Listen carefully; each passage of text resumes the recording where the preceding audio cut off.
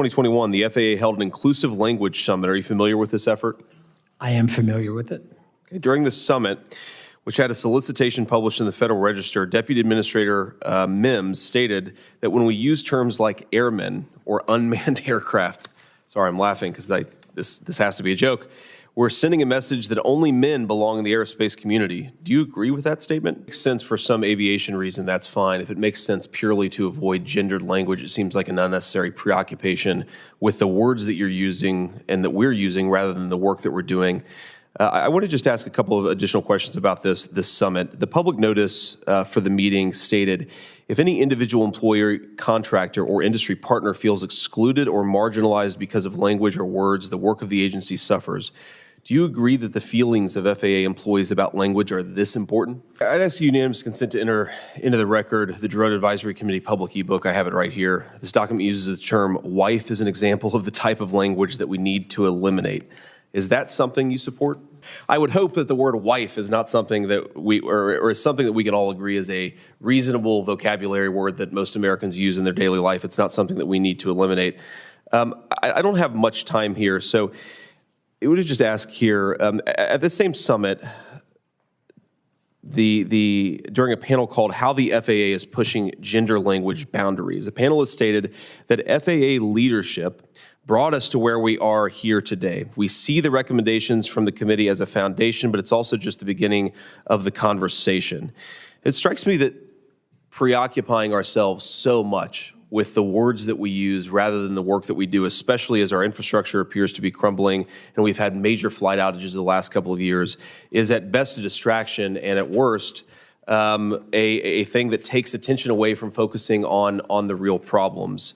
I worry, especially I represent the people of Ohio, and I'm very confident that the majority of Ohioans, if there's a pilot who is offended by the word wife or the word cockpit, maybe that person shouldn't be a pilot.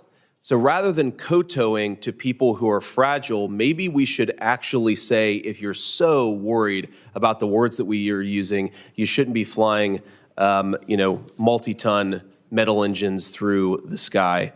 And I just ask all of us to maybe try to focus as much on real problems, like the fact that our aviation system seems to not be working as well as it used to, than the fact that we may use uninclusive or under-inclusive language. Thank you, Mr. Senator Nolan. Bold. And with that, it is my great privilege to introduce my husband and the next Vice President of the United States, J.D. Vance.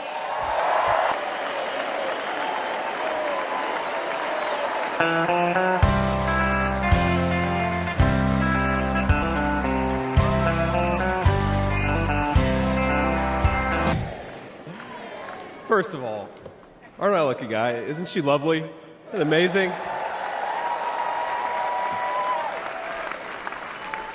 Greetings, Milwaukee, my fellow Americans and my fellow Republicans. My name is J.D. Vance from the great state of Ohio.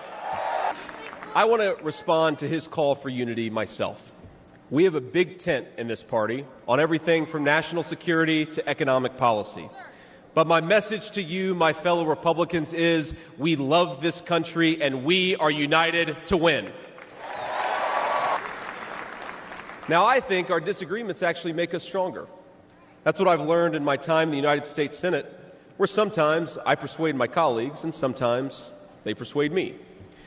And my message to my fellow Americans, those watching from across the country, is shouldn't we be governed by a party that is unafraid to debate ideas and come to the best solution?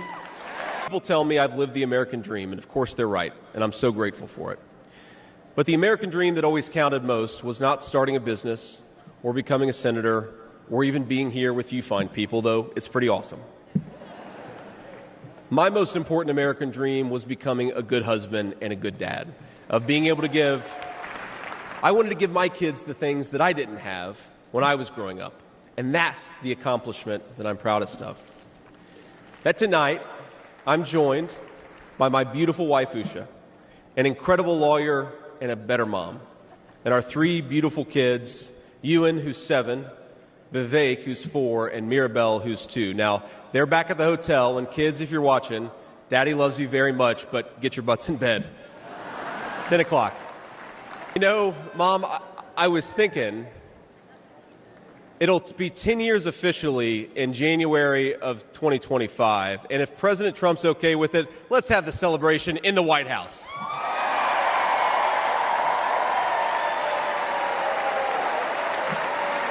First, to congratulate our great, now I can say, Vice President-elect of the United States, J.D. Vance.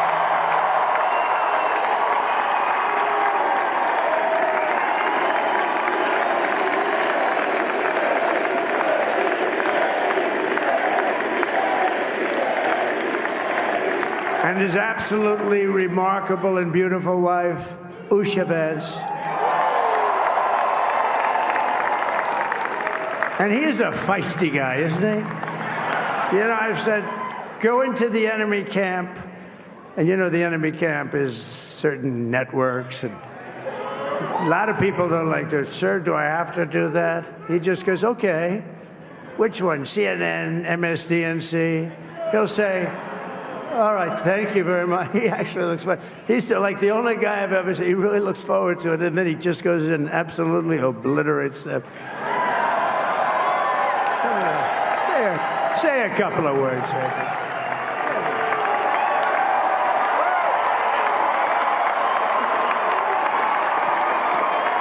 Wow.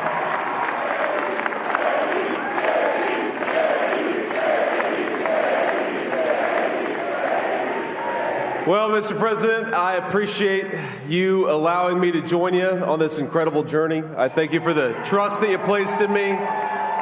And I think that we just witnessed the greatest political comeback in the history of the United States of America. Under President Trump's leadership, we're never going to stop fighting for you, for your dreams, for the future of your children. And after the greatest political comeback in American history, we're going to lead the greatest economic comeback in American history under Donald Trump's leadership. Thank you. Yes.